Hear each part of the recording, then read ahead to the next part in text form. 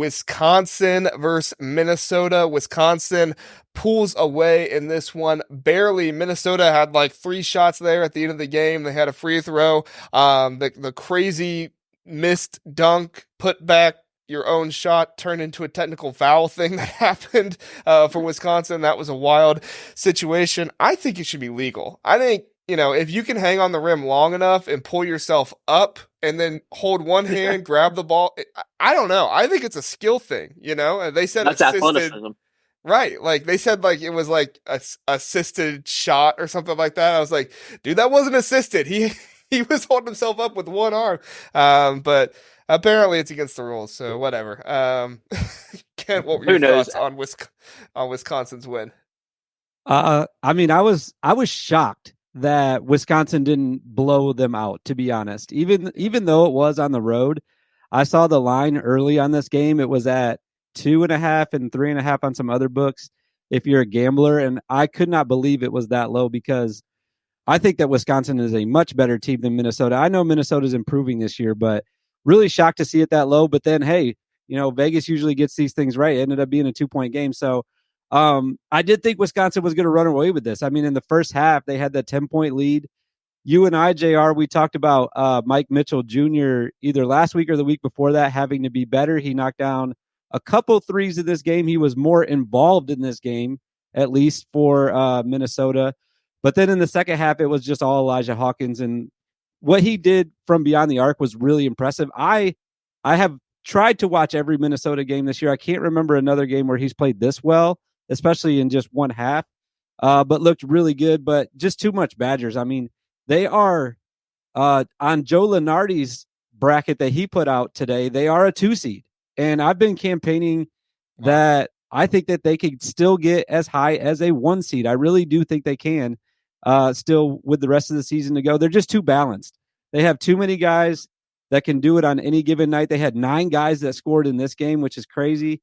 And then in a close game, you got to make your free throws, right? And they made 5 of their last 6 free throws in the last 4 minutes. So they just have those veteran guys that do the right things at the right times. And they have so many of them that it makes them really, really hard to beat. I will say Minnesota, that last play by Mike Mitchell Jr., missing the free throw, getting it, and then almost baking it in at the end there. That was like really impressive and unfortunate for him that it didn't go down.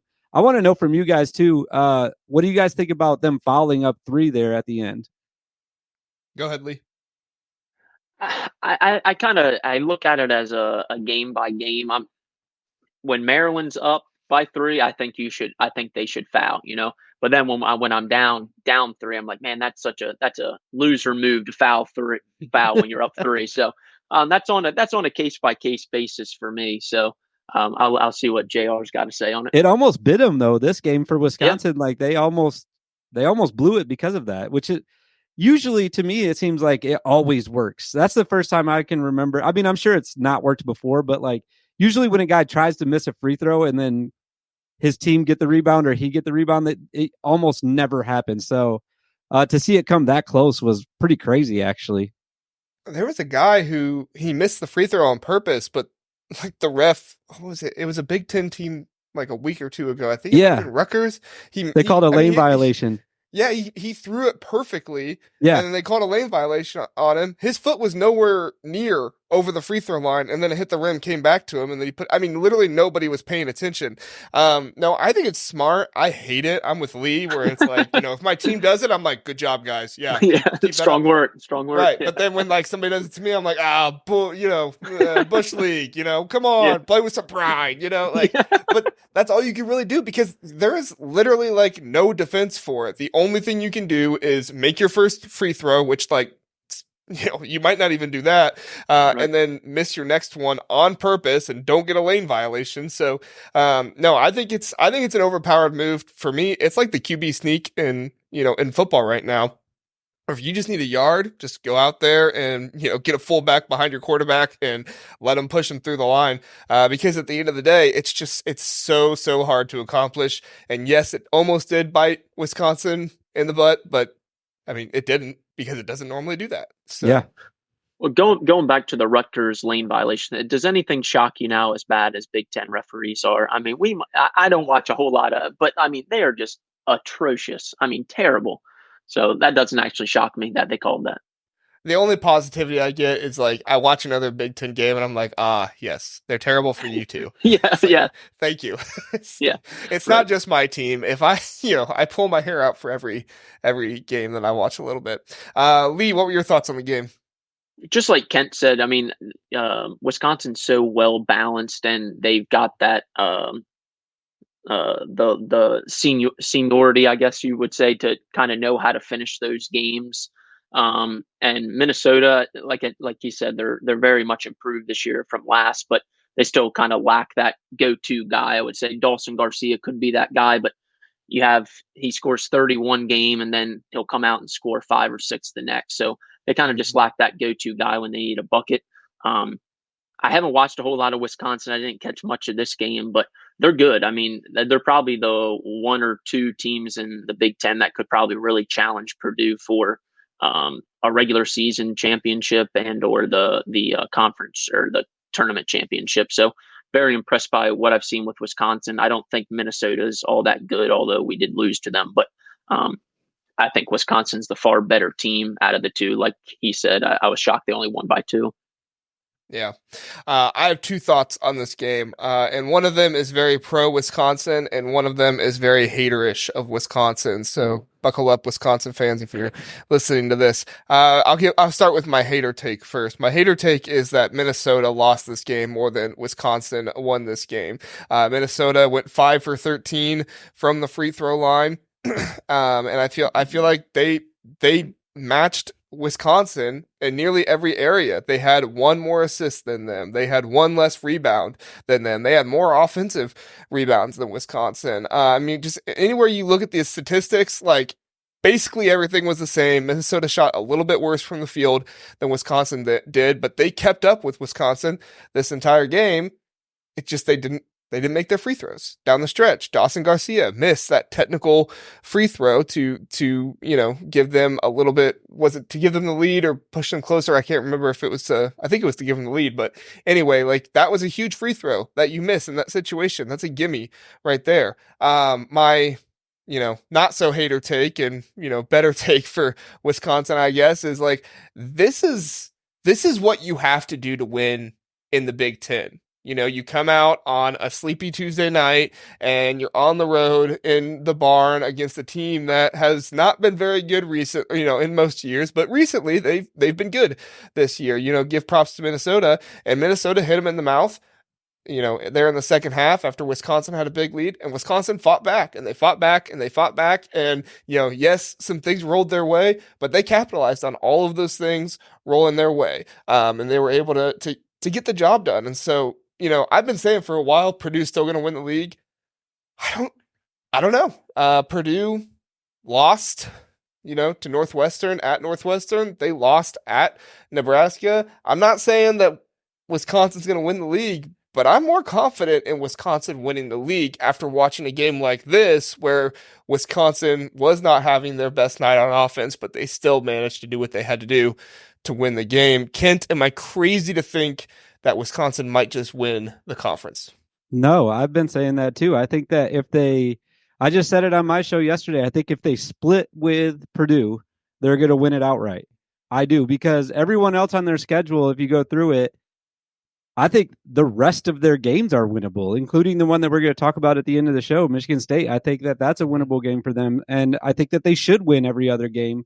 So if they can beat Purdue at home, which I believe is where they're playing first out of the two games, and then the last game of the season is at Purdue, but that one might not matter at that point, because I think that especially if they win that first one, obviously, like I said, if they split with them, I think that they can win it outright. I'm right with you on that, JR. I've been saying that for a few weeks now. I think that they can do it just because of their schedule, because of how good they are. I don't think that I do want to say this and be clear about this. I think that Purdue is a better team than them.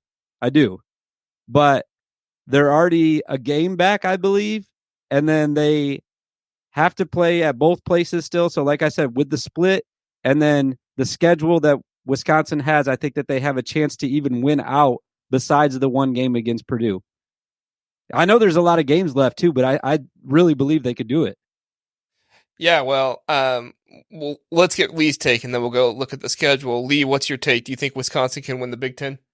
Oh, I absolutely do. I mean, like you guys said, if they can split with Purdue, and especially where this first one's at home, and then you take your chance with the rest of the schedule, and you just probably hope and pray that it comes down to the last game of the year, and you take your chances on that one as well. Hopefully, if everything rolls well your way, that it doesn't even matter. But I don't think anybody, including Wisconsin fans, would be upset if you told them right now, going into the last game of the year, you got a shot to win the Big Ten.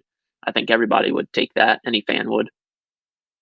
Yeah, for sure. So I have KenPom pulled up here with Wisconsin's remaining schedule. They have them winning the rest of their games except for two, both Purdue games. Yeah. They have them losing by 2 points to Purdue at home, and then they have them losing by 9 points to Purdue at Purdue. Their closest games they have in there is on the road against Nebraska. They have them winning by 2.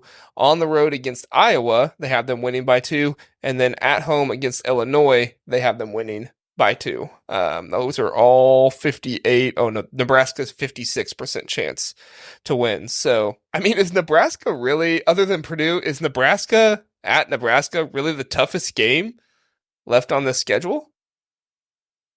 I just pulled up Purdue's schedule, so I just got all mixed up in my brain. I can't remember everything you just said, but probably though, other than the Purdue game, yeah, I would probably say that. Or Illinois, where's that one it's at? Illinois at home for them. See, I think they could win that one too. So yeah, maybe because Nebraska is so tough on their home court. So yeah, maybe. Yeah, we're gonna talk about Nebraska and their home court here in a minute. I was just looking at Purdue's remaining schedule. Yeah, they are projected to win the rest of their games, and the closest ones are Illinois. At Illinois, they have to go to Illinois still. And then the Wisconsin one at Wisconsin, those are at 58% and 55%. Now, obviously, you can't just go off that because any given night, like anything can happen. So, yeah, it's gonna be interesting. And I think Illinois is kind of a wild card right now. Obviously, they're a much better team with Terrence Shannon Jr. Whether or not obviously he's eligible to play now, it'd be interesting to see later on down the road how that'll be if he'll still be eligible or not. So I think those Illinois games are kind of 50-50. If Terrence Shannon's playing, obviously you give Illinois a much better shot at being in the game, if not winning it.